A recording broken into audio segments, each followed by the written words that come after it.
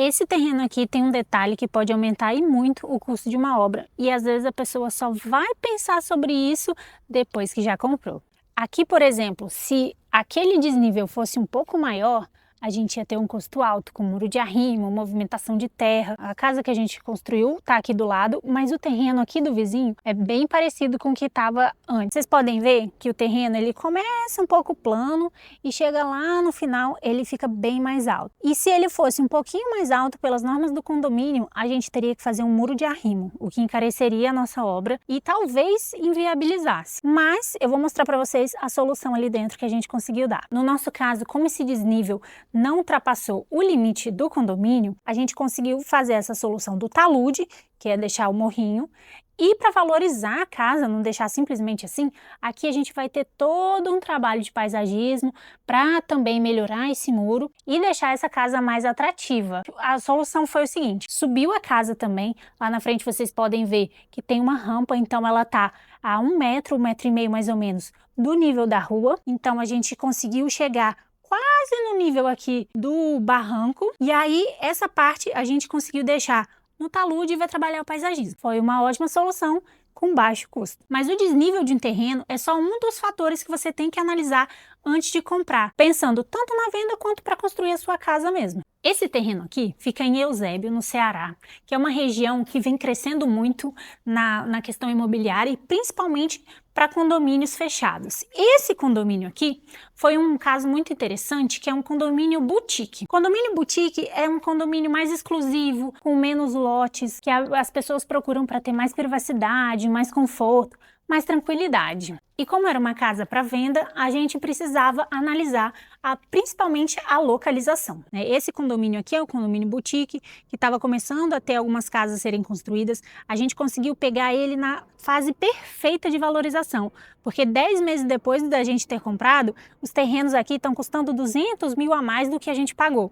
Então a gente pegou ele bem na fase certa, que foi um estudo de mercado muito grande que a gente fez junto com os corretores aqui da cidade, para ver esse condomínio aqui, ele está muito bem localizado, basicamente no centro de Eusébio, que é uma cidade muito tranquila de viver, que tem muitos condomínios, é um condomínio mais exclusivo e que tinha um potencial muito grande de valorização.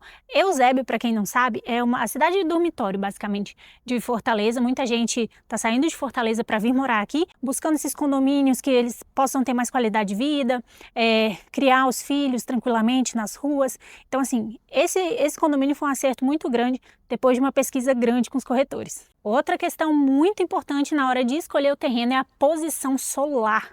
Aqui, por exemplo, eu vou dar o exemplo de condomínios fechados. O que a gente gosta de fazer? Procurar terrenos que o sol se ponha na frente.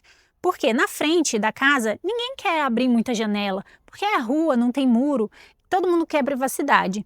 E a parte de trás, que fica geralmente a área de lazer, que você deixa mais aberto, aí você fica com o sol da manhã lá, os quartos virados para lá, e você vai ter um conforto térmico muito melhor para sua casa se a frente dela ficar para o poente e não para o nascente. E vale lembrar que isso é para se você estiver construindo num lugar quente. Se você está construindo em um lugar frio, quanto mais sol entrar na casa e mais incidência solar dentro de casa, melhor, porque aí você quer esquentar realmente a casa. No nosso caso, Eusébio, Fortaleza, Ceará, um lugar muito quente, a gente quer evitar o sol e deixar ela mais fresquinha possível. E outra coisa que você precisa prestar atenção são nas normas do condomínio. Muitas vezes você está acostumado a construir com as normas da prefeitura, só que as normas de condomínio geralmente são bem mais rígidas e bem mais restritas do que a da prefeitura.